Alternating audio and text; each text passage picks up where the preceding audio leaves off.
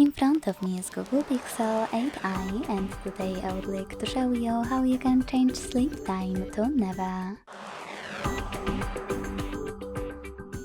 Begin by opening Play Store and downloading free app called Caffeine Keep Screen On. When it's ready, open it.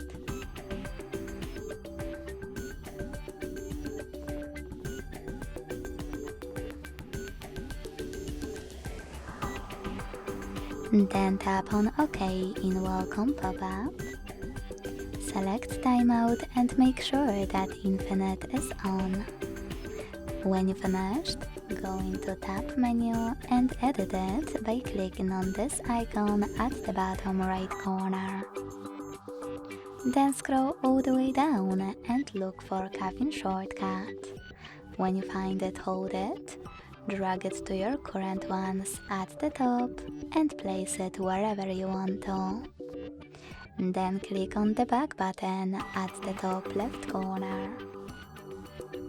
Now you can click on the shortcut, and as you can see, after that, infinite sleep time is on. To switch it off, hit the same shortcut again. Thanks so much for watching. If you enjoyed this video, leave a like, comment and subscribe. Bye!